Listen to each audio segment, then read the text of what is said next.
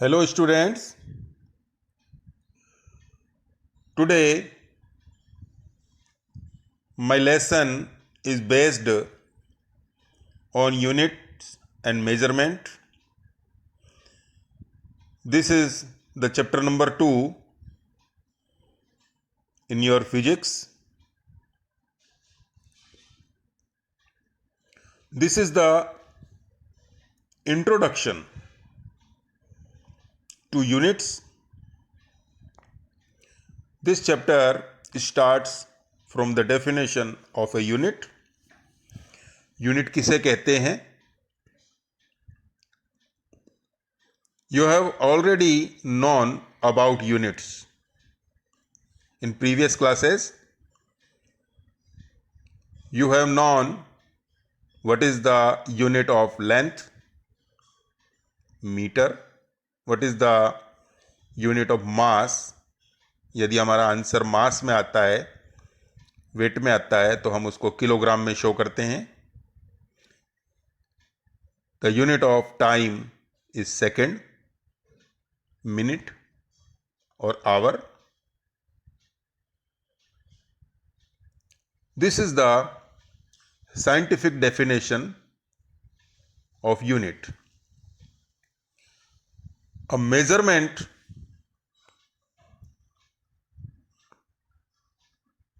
of any quantity. Which type of quantity? Physical quantity, भौतिक राशि. किसी भी फिजिकल क्वांटिटी का मेजरमेंट, उसकी माप, लेकिन वो मेजरमेंट ऐसा हो जो इंटरनेशनली एक्सेप्टेड हो, अंतरराष्ट्रीय रूप से मान्य हो, उसे यूनिट कहा जाता है. बात आती है what are the physical quantities. कोई नई बात नहीं है. फिजिकल क्वांटिटीज के एग्जाम्पल्स यहां पर लिखे हुए हैं. इनको आप पहले से ही जानते हैं. Length, mass, time, electric current, temperature, amount of substance, luminous intensity, etc. We divide the units of physical quantities into two types. First, fundamental units, and second, derived units. Fundamental units मूल मात्रक होते हैं और derived units इन्हीं fundamental units से derive किए जाते हैं, व्युत्पन्न किए जाते हैं. ये दोनों मिलकर सिस्टम ऑफ यूनिट्स कहलाते हैं. वर्ल्ड में कुछ पहले से प्रचलित यूनिट्स के सिस्टम नीचे लिखे हुए हैं. फर्स्ट है CGS system. C for centimetre, G for gram, S for second. Centimetre length की यूनिट, ग्राम मास की यूनिट और सेकेंड टाइम की यूनिट है. सेकेंड सिस्टम FPS के नाम से जाना जाता है. इसमें लेंथ की यूनिट फुट, मास की यूनिट पाउंड और टाइम की यूनिट सेकेंड. थर्ड सिस्टम जो ज़्यादा वाइडर है वो है MKS. लेंथ की unit metre, M for metre, mass की यूनिट K फॉर किलोग्राम और टाइम की यूनिट सेकेंड. लेकिन आज जो सिस्टम चल रहा है, जिसे इंटरनेशनली एक्सेप्टेड किया गया है, मान्य किया गया है, वो है SI system. SI system means internationally accepted system. और इस सिस्टम में 7 बेसिक मतलब फंडामेंटल यूनिट्स ली गई हैं और 2 इसमें सप्लीमेंट्री ज्योमेट्रिकल यूनिट्स ली गई हैं। तो टोटल 9 फंडामेंटल यूनिट के रूप में जाना जाता है ये। और उसके बाद में कुछ आगे आप इस लेसन में इंट्रोड्यूस होंगे डेराइव्ड यूनिट्स से भी। तो पहले बात करते हैं फंडामेंटल क्वांटिटीज और उनकी यूनिट्स की। Wait, I am going to next page. Yes, this system means SI system is based on 7 basic physical quantities and 2 supplementary geometrical units. In first column, 7 basic physical quantities listed. In second column, their SI unit, and in third column, symbols. Our first basic quantity is length. SI unit is meter and its symbol is M. Second basic quantity mass, unit is kilogram, symbol is kg. Third base quantity time, SI unit is second, symbol is second, S. Fourth, electric current, SI unit is ampere. Here ampere, AP is wrong, ampere, and its symbol is A. Thermodynamic temperature, SI unit is Kelvin, symbol is capital K. Amount of substance, पदार्थ की मात्रा, SI unit is mole, symbol is MOL. Mole, Avogadro number, you have learned in class 10th, 7th. Luminous intensity, प्रकाशिक तीव्रता, SI unit is candela, symbol is CD.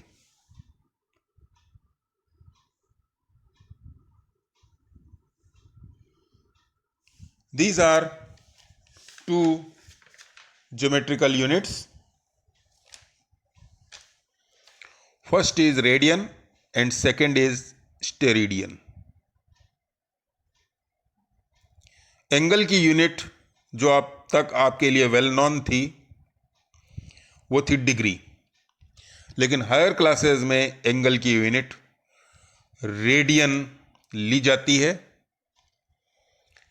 तो यहाँ radian को geometrically समझाया गया है कि वास्तव में रेडियन क्या है। This is the unit, basic unit of angle. यहां पर एक सर्किल बनाया गया है, मान लेते हैं इसका centre O, R radius. Sector के रूप में थोड़ा सा डायग्राम आपको नजर आ रहा है, फिगर नजर आ रहा है। यहां ds लेंथ ऑफ आर्क है, ये सरकमफ्रेंस का एक पार्ट है जो आर्क कहलाएगा, और दोनों रेडियाई के बीच में डी थीटा एंगल लिया है। तो एंगल की जो डेफिनेशन है, एंगल इक्वल्स टू होता है आर्क अपॉन रेडियस। आर्क लिया है ds, रेडियस अपॉन r। वैसे तो ds upon r dimension less quantity है, क्योंकि अगर ds जो कि खुद ही लेंथ है आर्क की, उसे मीटर में मेजर करें अपॉन रेडियस जो भी एक लेंथ है उसे भी मीटर में मेजर किया जाए, तो m से m कैंसिल हो जाएगा। लेकिन यहां चूंकि इसको बेसिक यूनिट माना गया है, तो इसको d थीटा को रेडियन लिखा जाता है, और स्मॉल में रेड लिखते हैं, ब्रैकेट में आप देख सकते हैं RAD।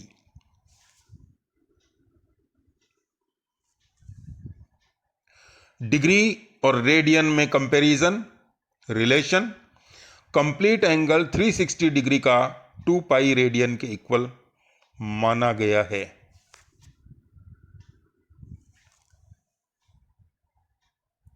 इसके बाद आता है स्टेरेडियन। रेडियन ध्यान रखना है आपको, प्लेन डायग्राम्स में होता है, क्योंकि सर्किल एक प्लेनर फिगर है, प्लेन के ऊपर बनाई जाने वाली। स्टेरेडियन में आपको सॉलिड स्फीयर का इमेजिनेशन करना पड़ेगा अपने माइंड में। यहां पर डायग्राम में इसे समझाया गया है।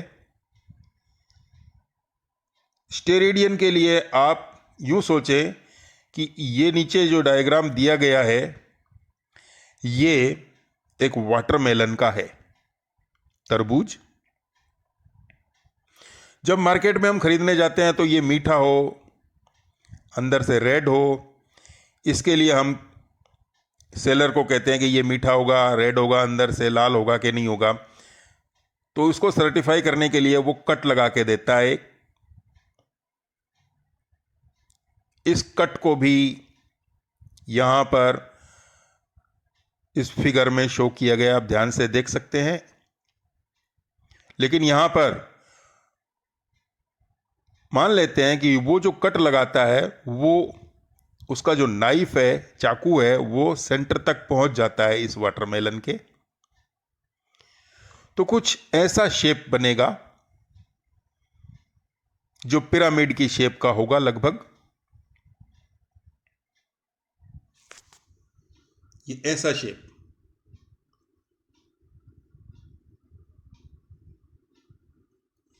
ये उसका सरफेस का पार्ट है, ये सेंटर है,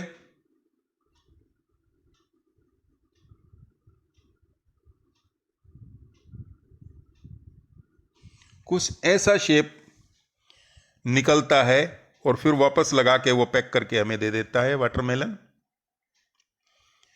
तो यहां पर थोड़ा सा हमें आगे और सोचना है कि यहां पर सेंटर के ऊपर मान लो हमारी आई सिचुएटेड है, हमारी आंख है, और हम इस शेप को देखना चाहते हैं। तो हमारी आई के ऊपर जो एंगल बनेगा वो प्लेन एंगल नहीं होगा। प्लेन एंगल का मतलब एक सीधी लाइन सेगमेंट से नहीं आएगा, वो एक सॉलिड शेप से आएगा, पूरी शेप हमें दिखाई देगी।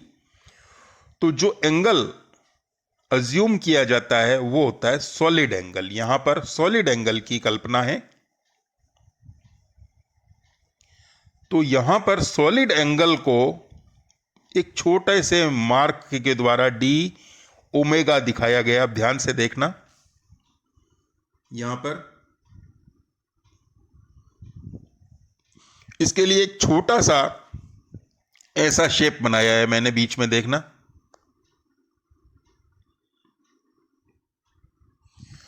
हमारी आई के ऊपर ऐसा ही एंगल बनेगा जिसे सॉलिड एंगल कहेंगे, और सॉलिड एंगल को डी ओमेगा सिंबल के द्वारा रिप्रेजेंट किया जाता है।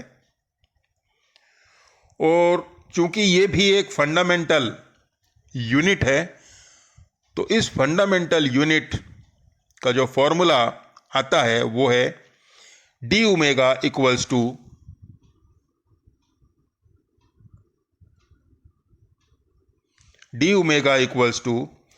डी ए उस पार्ट का एरिया है जो सरफेस वाला पार्ट है, अपॉन आर स्क्वायर। इस वाटरमेलन की रेडियस आर और उसका स्क्वायर लिया है डिनोमिनेटर में, तो इन दोनों का जो रेशियो आता है उसे सॉलिड एंगल कहा जाता है। और ये भी डायमेंशन लेस है क्योंकि एरिया एम स्क्वायर और रेडियस स्क्वायर भी एम स्क्वायर होगा, तो एम स्क्वायर से एम स्क्वायर कैंसिल हो जाएगा।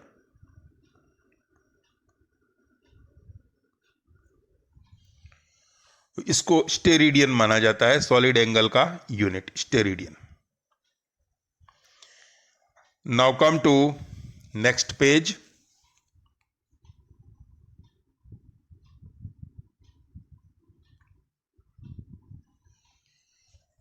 Measurement of length. सबसे पहली हमारी बेसिक क्वांटिटी लेंथ थी, उसकी बात करते हैं। Measurement of length. Measurement of length कोई नई बात नहीं है आपके लिए। मीटर स्केल को आप बरसों से जानते हैं और इसको छोटे रूप में आपने अपने ज्योमेट्री बॉक्स में स्केल्स के रूप में देखा है। तो जो मिनिमम लेंथ हम इससे मेजर कर सकते हैं वो होती है 1 mm, 1 मिलीमीटर। और हाईएस्ट कितनी ही इससे मेजर की जा सकती है, यहाँ पर 1 मीटर तक लिया गया है। हमें इसके लिस्ट मेजर के बारे में बात करनी है कि इसकी लिस्ट मेजर है 1 mm, तो 1/10 सेंटीमीटर हो जाएगा। 1/10 सेंटीमीटर को कन्वर्ट करेंगे मीटर्स में, तो सेंटीमीटर से जब मीटर कन्वर्ट करते हैं तो अपॉन 100 करते हैं, आप जानते हैं। तो 1/1000 हो जाएगा और 1/1000 को पावर एंड एक्सपोनेंट में लिखेंगे 10⁻³ मीटर। ये इसका लिस्ट मेजर है स्केल का मीटर्स में। बात दूसरे इंस्ट्रूमेंट की आती है जो लेंथ मेजर में काम आता है, वो है वर्नियर कैलिपर। आप लेबोरेटरी में, फिजिक्स लेबोरेटरी में इसे देखेंगे, वर्नियर कैलिपर। ये एक इंस्ट्रूमेंट होता है जिससे हम जो सिलेंड्रिकल ऑब्जेक्ट्स होते हैं जैसे ड्राई सेल, आयरन रॉड, उनके डायमीटर मेजर करने में काम आता है और एक्यूरेट डायमीटर मेजर करता है उनके। और इसका जो लिस्ट मेजर है वो 1 mm का भी 10th पार्ट है।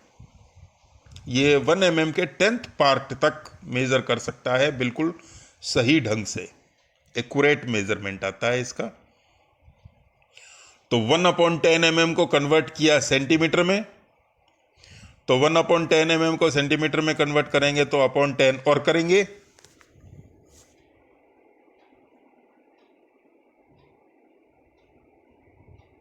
ये सेंटीमीटर। और अब इसको कन्वर्ट करेंगे मीटर में, तो डिनोमिनेटर में 100 और लगाया, तो आप देख सकते हैं 1/10⁻⁴ हुआ है 1 अपॉन में। तो जब इसको एक्सपोनेंट में लिखेंगे तो 10⁻⁻⁴ मीटर।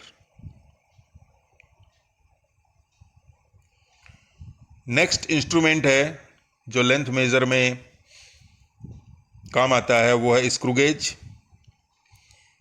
फिजिक्स लेबोरेटरी में देखने को मिलेगा आपको। इसका लिस्ट मेजर, ये इसका डायग्राम है, ये वर्नियर का डायग्राम था।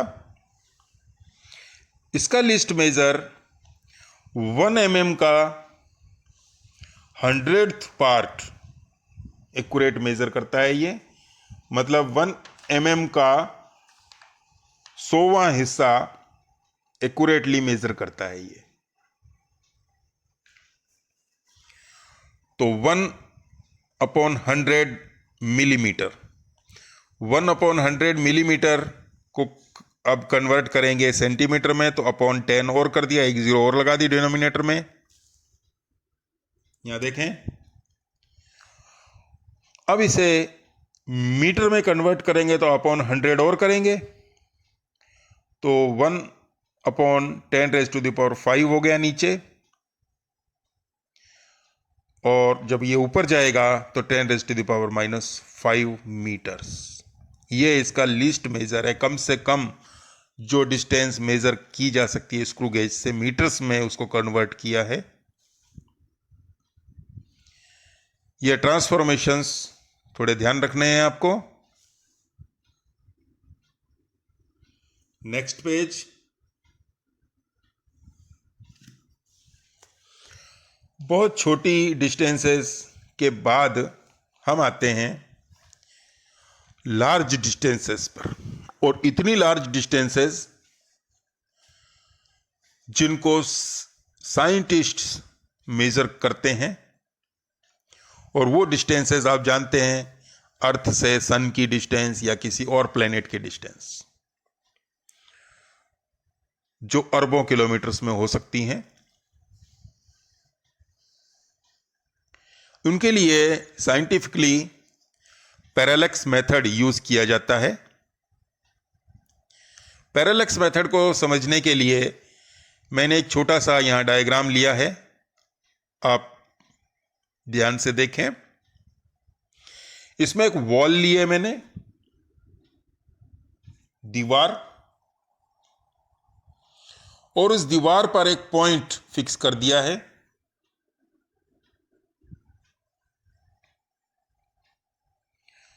और यहां पर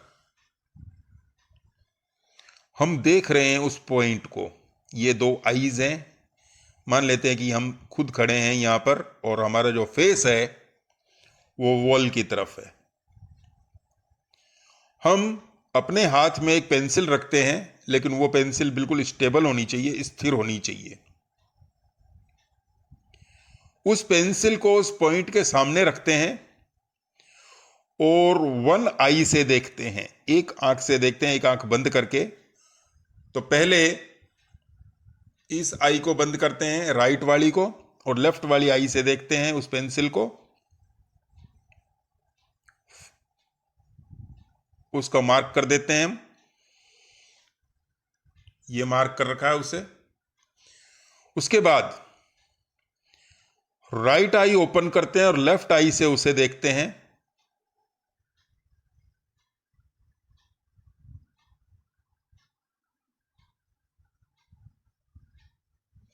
राइट आई ओपन करते हैं और लेफ्ट आई बंद करते हैं,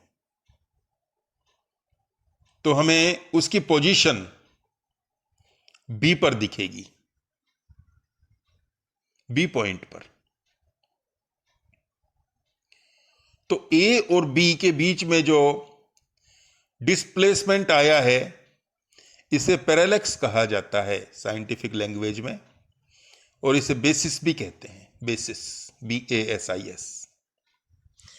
इसी मेथड को, इसी थ्योरी को यूज किया जाता है फार अवे प्लैनेट्स की डिस्टेंसेस को मेजर करने में। मान लेते हैं कि D is the distance of a planet S from the earth. A and B are the points, positions of two observatories on the earth. A और B दो ऑब्जर्वेटरीज हैं अर्थ के ऊपर। हो सकता है कुछ 100 किलोमीटर या 1000 किलोमीटर उनके बीच में डिस्टेंस हो। ऑब्जर्वेटरीज वेधशाला होती है जहां टेलीस्कोप लगे रहते हैं, और जो दूर प्लैनेट्स होते हैं उनकी स्टडी की जाती है उनमें। तो ए बी को डिस्टेंस मान लिया B, जो पैरेलैक्स है, उसे बेसिस कह सकते हैं। We measure the angle between two points. हम इन्हीं दोनों पॉइंट्स के बीच में एंगल मेजर करेंगे क्योंकि जो प्लेनेट दिखाई देगा वो एक पॉइंट के रूप में दिखाई देगा। This is called parallax angle. जो प्लेनेट के ऊपर एंगल बनेगा दोनों ऑब्जर्वेटरीज से ऑब्जर्व करने पर, उसे पैरेलैक्स एंगल कहेंगे। नेक्स्ट डायग्राम देखें।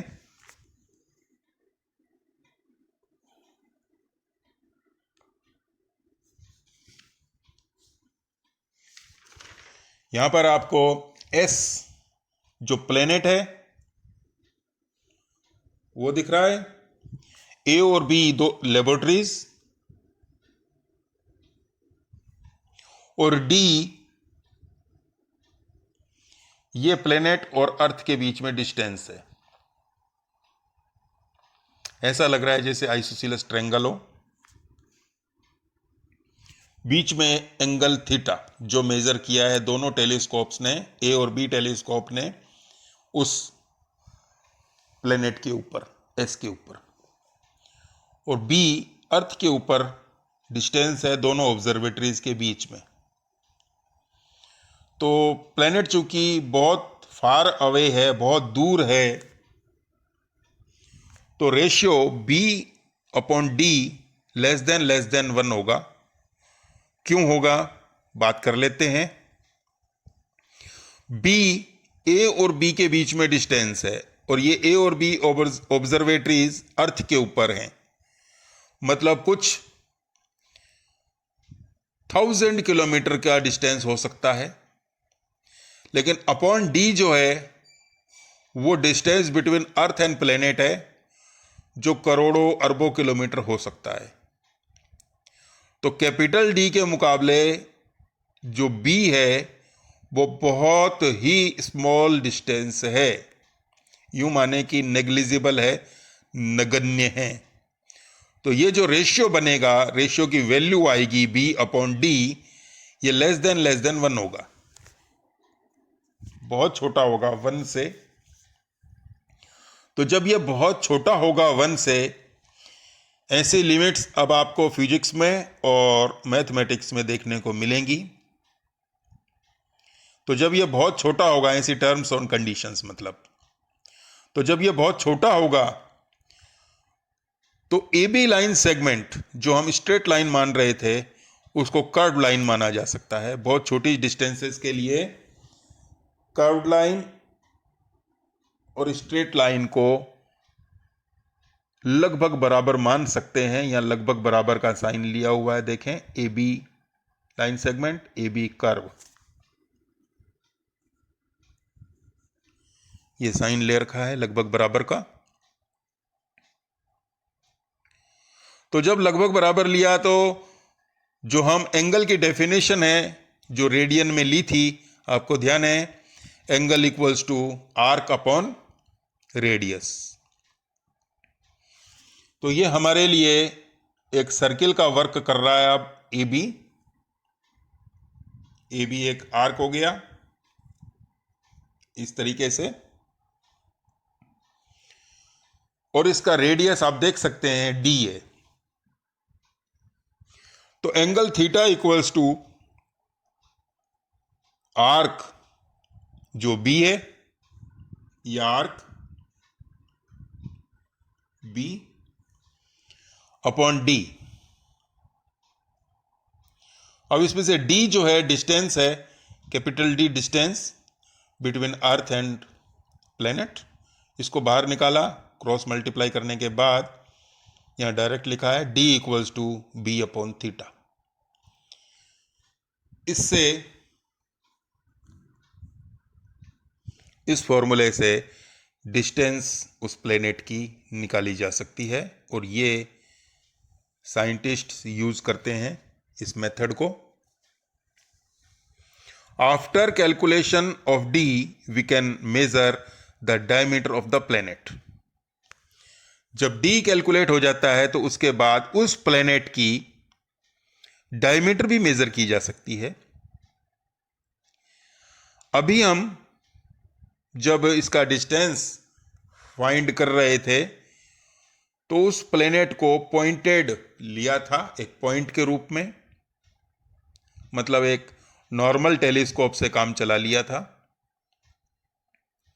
लेकिन अब जो टेलीस्कोप काम में लेना है वो हाई पावर का होना चाहिए। तो उसके लिए उस प्लेनेट का पूरा दिखना जरूरी है। तो यहां पर उस प्लेनेट को शो किया गया है छोटे सर्किल में, देखना यहां पर। और अब एक ही टेलीस्कोप से वर्क करना है। उस टेलीस्कोप को सेट किया जाता है उसके एक डायमीटर के पॉइंट पर। यह प्लेनेट है, प्लेनेट के एक साइड में उसको सेट किया जाता है और फिर डायमीटर का सेकंड कॉर्नर पर उस टेलीस्कोप को टर्न किया जाता है। यहां टेलीस्कोप है और डायमीटर के दूसरे कॉर्नर के लिए उसे टर्न किया यहां तक, और जो डिफ्लेक्शन है वो एंगल मेजर कर लेते हैं, अल्फा। एंगुलर साइज हो गया ये उसका, या नीचे देखें एंगुलर साइज अल्फा। तो ये एंगुलर साइज और जो डी है वो अर्थ और उस प्लेनेट की डिस्टेंस है, ये पहले मेजर कर चुके हैं हम इस फॉर्मूले में। अब हम डायमीटर निकालना चाहते हैं, डायमीटर उसका व्यास निकालना चाहते हैं, उसका डायमीटर उस जो प्लेनेट है उसका। तो एंगल की डेफिनेशन दोबारा से अप्लाई की जो रेडियन में ली थी। यह आर्क मान लिया गया बहुत छोटा है, तो angle equals to arc upon radius. यह रेडियस मानी जाएगी डी, ये इस बड़े सर्किल की रेडियस, मतलब सर्किल को अज्यूम किया जाता है, माना जाता है। तो स्मॉल डी जो आर्क है अपॉन कैपिटल डी जो रेडियस है, आर्क अपॉन रेडियस, एंगल की डेफिनेशन। क्रॉस मल्टीप्लाई करने पर D equals to capital D into alpha. Alpha वो डिफ्लेक्शन है जो हमने जिस एंगल से उसको टर्न किया था टेलीस्कोप को। तो इससे हम कैलकुलेट कर सकते हैं उस प्लेनेट का diameter. Come to a small example.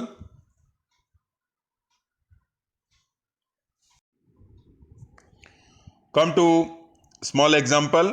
Calculate angle 1 degree, 1 minute and 1 second in radians. मतलब डिग्री, मिनट और सेकंड के एंगल को आपको रेडियन में कन्वर्ट करना है। तो सबसे पहले जो रिलेशन पहले हम सीख चुके हैं, 360 degree equals to 2 pi. 360 degree 2 pi radian के इक्वल होता है। तो 1 डिग्री इक्वल्स टू हो जाएगा 2 पाई अपॉन 360। ये 360 अपॉन में चला जाएगा तो यहां 1 डिग्री बचेगा। 2 और 360 को आपस में कैंसिल कर दिया है तो पाई अपॉन 180।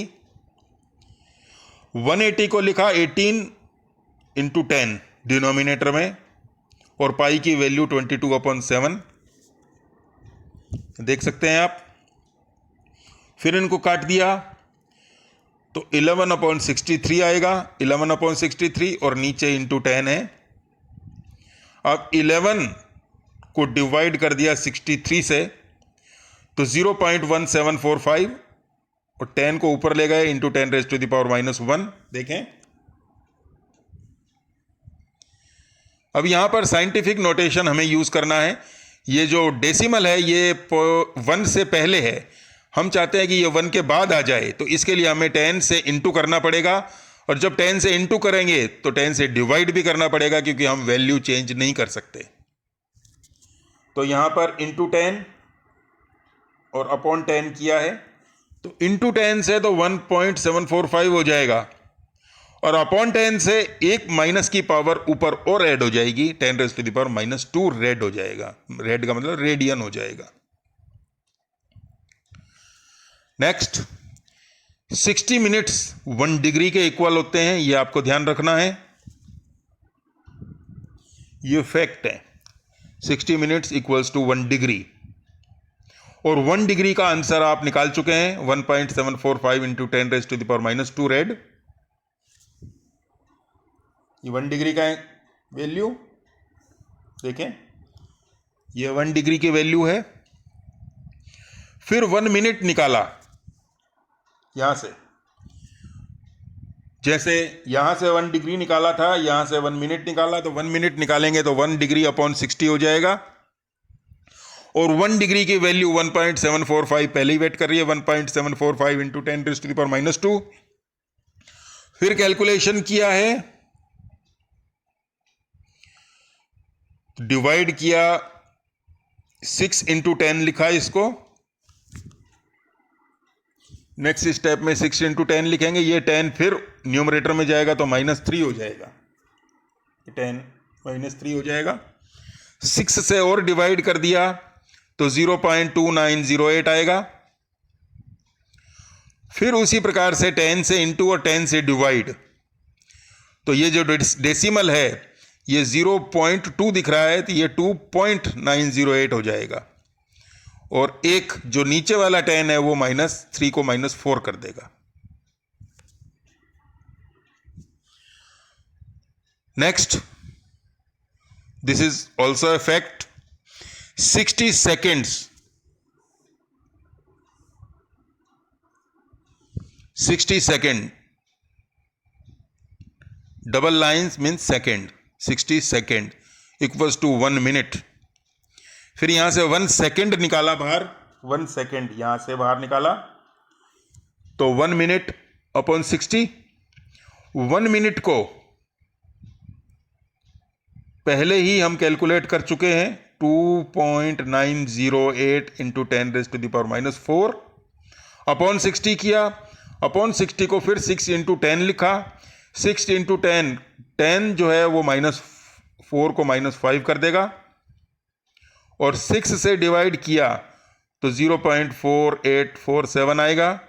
फिर 10 से इंटू 10 से डिवाइड, तो ये 1 सेकेंड का रेडियन में एक्सप्रेशन आया है, वैल्यू आई है। तो ये आज आपका इंट्रोडक्टरी लेसन था।